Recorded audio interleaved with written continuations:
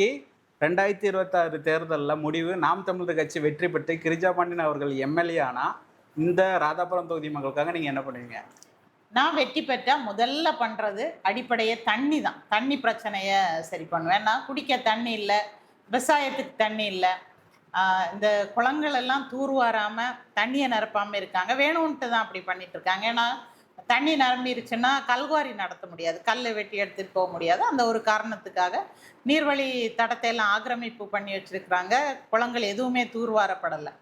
அப்போ முதல்ல வந்து நம்ம இந்த தண்ணி பிரச்சனை தான் சரி பண்ணி ஆகணும். இந்த நீர்வழி தட ஆக்கிரமிப்பு இருக்குல்ல, அதையெல்லாம் அகற்றணும். தொகுதியில பாதி வந்து அப்பா அவர்கள் அவர் பேர்லயோ அவர் பினாமி பேர்லயோ பட்டா போட்டுட்டாங்க ஆல்ரெடி. அதையெல்லாம் நம்ம சரி பண்ணணும் முதல்ல. நீர்வழித்தட என்னங்க சொல்றீங்க? அவரு மொத்த சொத்து பதிப்பே 1.5 கோடி தான் கொடுத்துருக்காரு. நீங்க பினாமின்னு சொல்றீங்க. அப்படிதான் கொடுப்பாங்க. உள்ள போய் பார்த்தோன்னா தான் தெரியும் எத்தனை கோடிக்கு அதிபதி அப்படின்ட்டு. ஒரு சாதாரண குடிசை வீட்டில் தான் இருந்தேனா அப்படிங்கிறாரு. குடிசை வீட்டில் இருந்துக்கிட்டு இப்போ 1.5 கோடிக்கு சொத்து வச்சிருக்கிறாங்கிறது அப்போவே நீங்க யோசிச்சு பாருங்க எப்படி அது வந்திருக்கும் அப்படின்ட்டு. சரி சரி, அடுத்து சொல்லுங்க.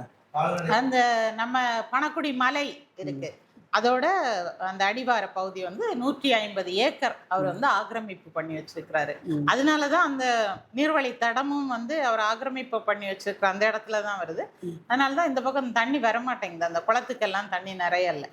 அது பொதுமக்கள் சொல்றாங்க. ஒருவேளை வாய்ப்பு கிடைச்சு நான் எம்எல்ஏ ஆயிட்டு அது என்ன ஏதுன்ட்டு நம்ம தெரிஞ்சுக்க முடியும். இப்போ வந்து பொதுமக்கள் சொல்றதை வச்சுதான் நான் சொல்ல முடியும். ஏன்னா அதுக்கான முழு தகவலும் இல்லை. ஆனா அவர் தான் ஆக்கிரமிப்பு பண்ணி வச்சிருக்கிறாருன்ட்டு அந்த பகுதி மக்கள் சொல்றாங்க. அதுக்கு நான் ஒரு உதாரணமும் சொல்லலாம்.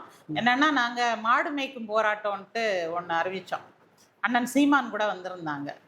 நாளைக்கு காலையில 10 மணிக்கு நாங்க மாடு மேய்க்கிறதுக்காக அந்த பணக்குடி மலைக்கு போகலான்ட்டு இருக்கும்போது இரவோட இரவா 12 மணிக்கு எங்களை எல்லாம் வீட்டு சிறைப்படுத்திட்டாங்க. வெளியவே வர முடியல. அடுத்த நாள் மாலை 6 மணி வரைக்கும் நாங்க எல்லாம் வீட்டு சிறைக்குள்ள இருந்தோம். அப்போ உங்க மேல எந்த தப்பும் இல்ல, நீங்க ஆக்கிரமிப்பு பண்ணி வைக்கலன்னா நீங்க எதுக்கு எங்களை எல்லாம் வீட்டு சிறைப்படுத்தணும்?